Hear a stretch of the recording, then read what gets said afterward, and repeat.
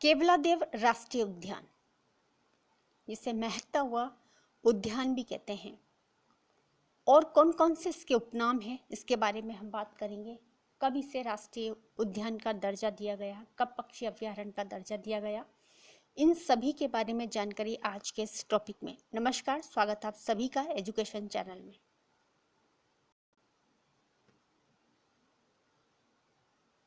केवलादेव राष्ट्रीय उद्यान, जिसे घना पक्षी अभयारण्य के नाम से भी जाना जाता है, यह आता है भरतपुर में। पक्षी अभयारण्य घोषित किया गया इसे 1956 में, और इसे राष्ट्रीय उद्यान का जो दर्जा है वो दिया गया 26 अगस्त 1981 को। इससे पहले हमने राष्ट्रीय उद्यान के बारे में पढ़ा था, रणथंभौर राष्ट्रीय उद्यान, उसके बारे में। दूसरे नंबर पर आज हम पढ़ने वाले हैं केवलादेव राष्ट्रीय उद्यान। इसके बारे में हम जानकारी ले रहे हैं कि इसे पक्षी अभयारण्य घोषित किया गया था वो 1956 में किया गया है, जबकि इसे राष्ट्रीय उद्यान का जो दर्जा है वो 26 अगस्त 1981 को किया गया था, राष्ट्रीय उद्यान का दर्जा। और यह है राज्य का दूसरा राष्ट्रीय उद्यान। 1981 में जब इसका राष्ट्रीय उद्यान घोषित किया गया, इसे दर्जा दिया गया था, उसके बाद में 1985 में यूनेस्को की विश्व प्राकृतिक धरोहर सूची में इसे शामिल किया गया था। अच्छी तरह से ये जो डेट्स हैं, इसकी जो तारीखें हैं वो याद करना बहुत ज़रूरी है कि इसे पक्षी अभयारण्य, क्योंकि ये पक्षियों के लिए ही जाना जाता है, केवलादेव राष्ट्रीय उद्यान जो भरतपुर के अंदर है, इसे घना पक्षी अभयारण्य के नाम से भी जाना जाता है। तो 1956 में पक्षी अभयारण्य जो है इसे घोषित किया गया है, और राष्ट्रीय उद्यान का जो दर्जा है वो 26 अगस्त 1981 को घोषित किया है। 1985 में यूनेस्को ने इसे विश्व प्राकृतिक धरोहर सूची में शामिल किया गया है, इस बात को याद रखें। और राजस्थान की नमभूमि भी यहीं पर है। इससे पहले, जैसा कि मैंने आपको पहले बताया, कि यूनेस्को से संबंधित, यानी यूनेस्को ने अभी हाल ही में 6 स्थानों को सूची में शामिल किया गया है। इसका जो टॉपिक है वो मैंने आपको करंट्स के टॉपिक में पढ़ाया था। अगर आपने वो वीडियो नहीं देखा तो ज़रूर देखें कि यूनेस्को ने अभी हाल ही में 6 स्थानों को सूची में शामिल किया गया है। वो कौन कौन से, वो आप वीडियो में देखना। तो याद रखें, केवलादेव जो राष्ट्रीय उद्यान है उसे 1985 के अंदर यूनेस्को की विश्व प्राकृतिक धरोहर सूची में शामिल किया गया है। अब यहाँ पर बात कर लेते हैं इसके उपनामों के बारे में, कि कौन कौन से जो उपनाम हैं वो दिए गए हैं। जैसे कि एशिया की सबसे बड़ी पक्षी प्रजनन स्थली है ये, पक्षी प्रेमियों का स्वर्ग के उपनाम से ये जाना जाता है। हिम पक्षियों का शीत बसेरा ये है, और पक्षियों का स्वर्ग है। ये इतने सारे जो उपनाम हैं वो जाने जाते हैं। इस नाम से इसे जाना जाता है केवलादेव राष्ट्रीय उद्यान। बहुत सारे नाम हैं, आपने देखा होगा सर्दियों में यहाँ पर बहुत से जो पक्षी हैं वो यहाँ पर दूर दूर से जो है आते हैं। बहुत सारा जो सफ़र है वो तय करते हैं और यहाँ पर सर्दियों में आते हैं। और जैसे ही सर्दियाँ कम होती है, इनका जो लौटने का जो समय है वो हो जाता है। तो ये हिम पक्षियों का शीत बसेरा भी है, पक्षियों का स्वर्ग कहलाता है, पक्षी प्रेमियों का स्वर्ग है, और एशिया की सबसे बड़ी पक्षी प्रजनन स्थली भी है। बहुत सारे इसके नाम हैं, तो नामों को ज़रूर आप याद रखें कि इसलिए ये जो राष्ट्रीय उद्यान है वो चर्चित है, चर्चा में है, और बहुत सारे जो विदेशी जो पक्षी हैं वो आते हैं। 1 अक्टूबर 1981 को रामसर साइट इसे घोषित किया गया था, और राष्ट्रीय जो उद्यान है उसकी जो धरोहर है वो है साइबेरियन क्रेन, यानी सारस राजहंस पक्षी है जो राष्ट्रीय उद्यान में मिलता है। यानी कि राजहंस पक्षी कह सकते हैं, साइबेरियन क्रेन जो है ये यहाँ पर मिलता है, इसी उद्यान में है, और इसीलिए ये इस उद्यान की राष्ट्रीय कह सकते हैं आप ये धरोहर है। यहाँ पर 2005 में ऑपरेशन राजहंस अभियान जो था वो चलाया गया था, इनको पक्षियों को बचाने के लिए। सबसे अच्छी बात देखिए यहाँ पर कि लाल गर्दन के तोते, यहाँ पर विशेषतः लाल गर्दन के जो तोते हैं वो पाए जाते हैं। अजगर सांप यहाँ पर आप देख सकते हैं, और इसको देखने का जो सबसे सटीक जो स्थान है वो है पाइथन पॉइंट।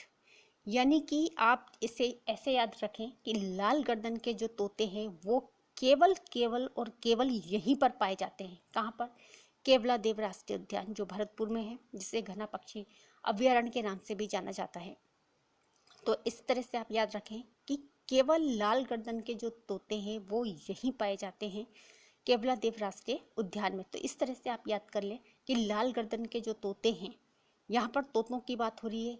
कई ऐसे भी स्थान होते हैं जहाँ पर अलग अलग जगहों पर अलग अलग जो पक्षी हैं वो पाए जाते हैं। तो याद करने का सबसे सटीक जो उपाय है वो यही है, जैसे कि लाल गर्दन के तोते केवल यहीं पर पाए जा रही है, यानी केवल से केवलादेव, और ये पाया जाता है भरतपुर में, जो घना पक्षी अभयारण्य के नाम से जाना जाता है। इसके अलावा और क्या जो विशेषता है वो देख लेते हैं कि इस राष्ट्रीय उद्यान में जब पानी की कमी हो गई थी तो अजान बांध जो भरतपुर का है वहाँ से इस उद्यान को पानी पहुँचाया गया था। और 2010 में भी जब पानी का संकट हुआ था तो पांचना बांध जो करौली का है वहाँ से आपूर्ति की गई थी पानी की। तो पांचना बांध जो करौली का है और ये मिट्टी का बना हुआ है, 5 जो नदियों का संगम है वो यहाँ पर मिलता है। तो 2010 के अंदर, यानी कि इसमें जब पानी की कमी हुई, पानी की उस पूर्ति को करने के लिए इस बांध से जो है पानी पहुँचाया गया।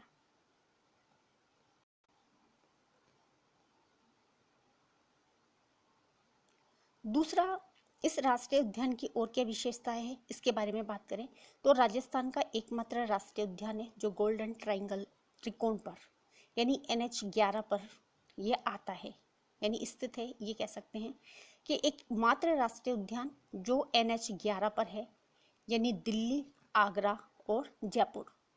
तो इसे गोल्डन ट्रायंगल त्रिकोण भी कहते हैं, यानी ऐसा एक राष्ट्रीय उद्यान जो गोल्डन ट्रायंगल पर स्थित है और उसका जो नाम है वो है केवलादेव। कौन से राष्ट्रीय उस पर आता है तो ये NH 11 पर आता है, ये याद रखना बहुत ज़रूरी है।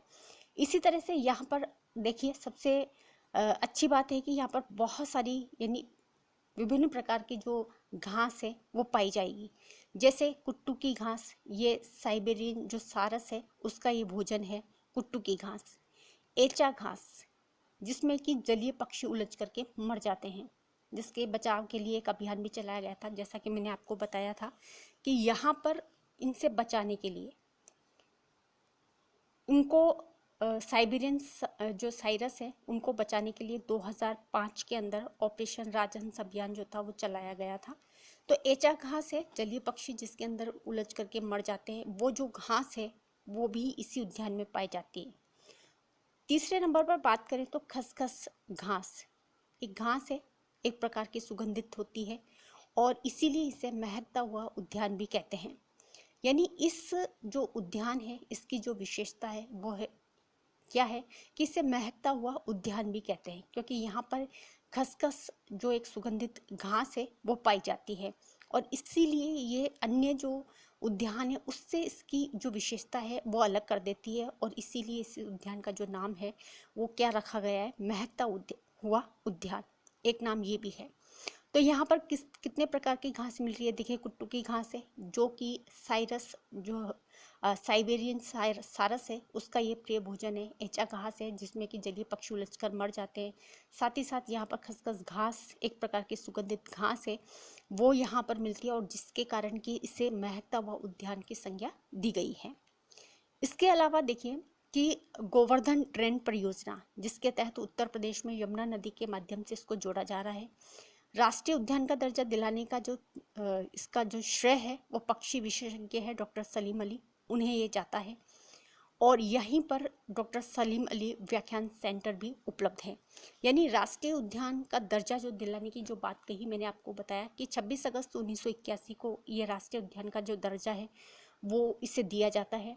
और पक्षी अभयारण्य की बात करें तो बहुत पहले ही यानी 1956 में ही इसे पक्षी अभयारण्य घोषित कर दिया गया था, लेकिन राष्ट्रीय उद्यान की अगर हम बात करें तो 26 अगस्त 1981 को इसे राष्ट्रीय उद्यान का जो दर्जा है वो दिया गया था। तो इसे राष्ट्रीय उद्यान का दर्जा दिलाने का जो श्रेय दिया जाता है वो पक्षी विशेषज्ञ है डॉक्टर सलीम अली, उनको जाता है। यहीं पर एक व्याख्यान सेंटर भी है वो इसी उद्यान के अंदर आता है।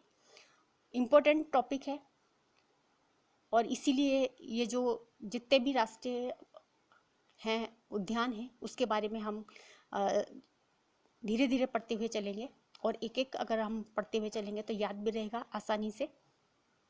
आज के इस टॉपिक में बस इतना ही है। अगर वीडियो अच्छी लगे तो ज़्यादा से ज़्यादा इसे लाइक और शेयर ज़रूर करें। वीडियो देखने के लिए आप सभी का बहुत बहुत धन्यवाद।